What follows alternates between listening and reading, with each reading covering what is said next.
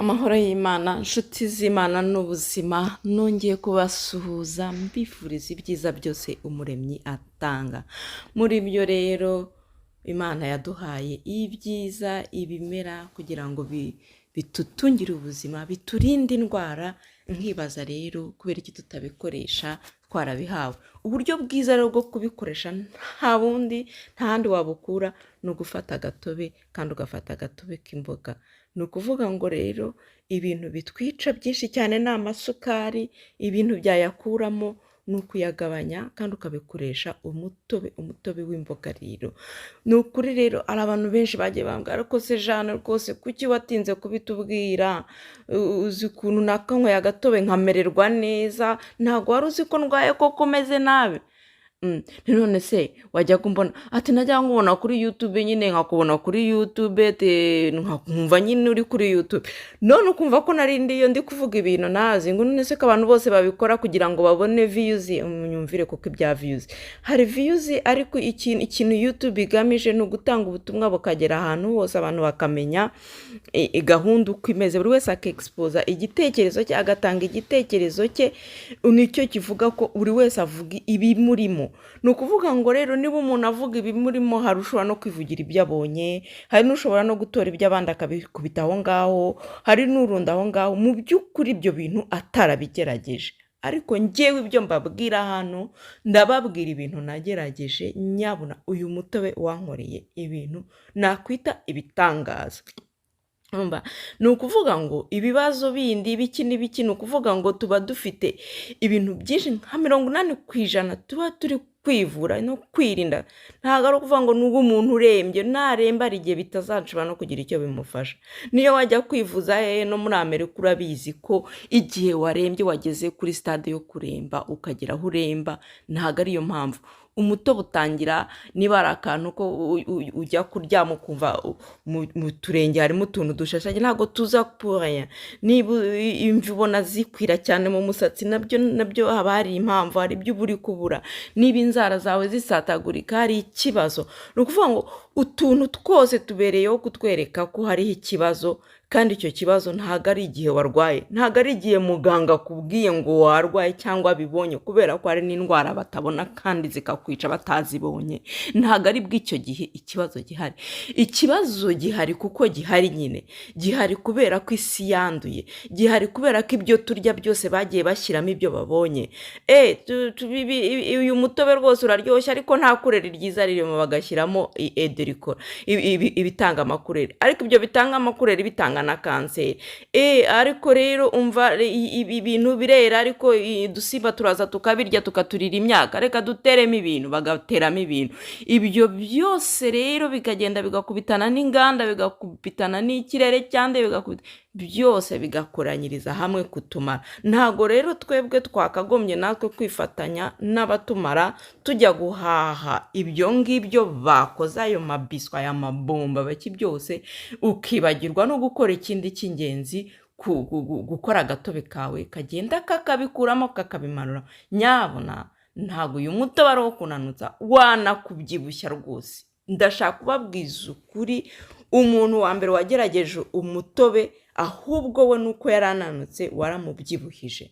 Ni ukuvuga ngo uyu mutobe icyo ukumarira ni ukugenda ukareba ikibazo kiri mu mubiri wawe ukagikosora. Niyo mpamvu hari igihe uba uri kunywa umutobe ukumva amaguru atangiye kukubabaza bitabaho, ni uko nyine hari ikintu kiri gukorwa mu buzima bwawe. Komeza agatobe kawe, cyangwa uba ukuyemo ikintu kimwe. Nk'umuntu uribwa mu maguru namubwira ngo serera, ubu yigabanyije ukomeze urugendo.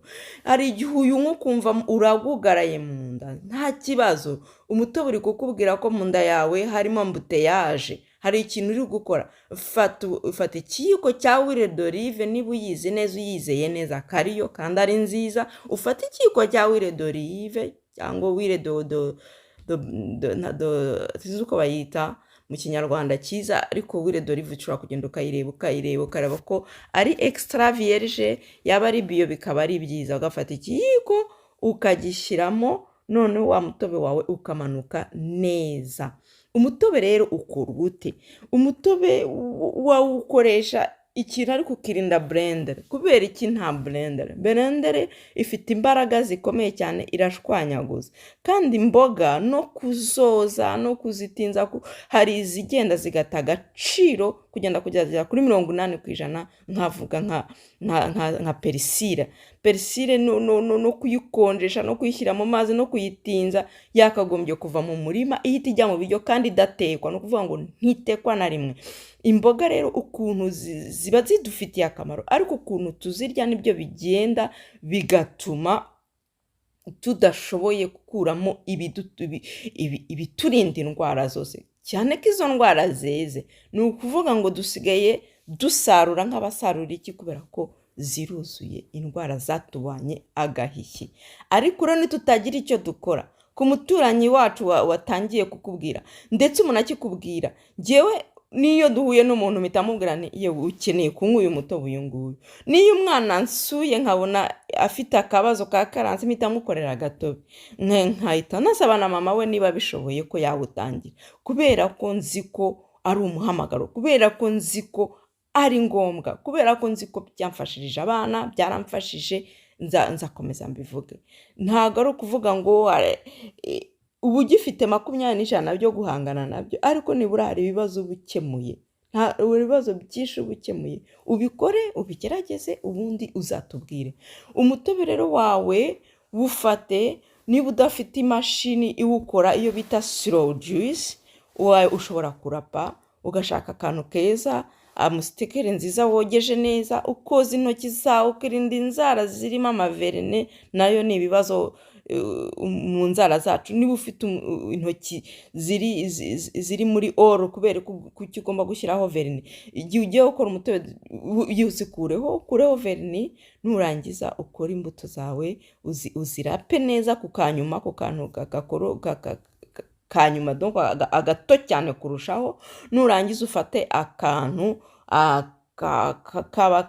kose gatuma bipasa, ukuremo, ubundi uyungurure, unywa agatobe. Si ngombwa na mwinshi ikintu gishimishije, ushobora gufata ibiyiko memo 3, cyane cyane ku muntu urwaye. Nabagira inama y'uko utangira umuhereza duke yarembye cyane, kandi ugakoresha imboga 2 gusa, ntushyiremo byinshi, 2, ahubwo ugahinduranya buri cyumweru ukagihereza umutobe wacyo, kugira ngo izo mboga zose zizagende zishakisha ikibazo, kuko hari indwara abaganga babonye n'izo batabonye. Hari aho ikibazo cyapfire nawe utakizi, kuko ibyo yagiye ahura nabyo, ibyo yagiye arya, ntabwo mwari muri kumwe, ariko buri cyose gifite icyagikuramo mu mboga turya.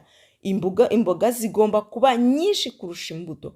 Ndongera mbisubiramo, niba ari umutobe wa kokombure, gerageza kokombure ibe nyinshi, kubera ko nubwo nayo ari imbuto, ibe nyinshi kugira ngo igabanye isukari ya beterave. Urugero ndi gutanga, niba wakoze karoti, gerageza ushaka ikindi kintu kiri bukase karoti, wafata fenuye, wafata ikintu cyose washyiramo ku buryo kigabanya irya sukari ya karoti, ubundi mererwe neza. Amahoro y'Imana ndabisaba kubashishikariza abantu.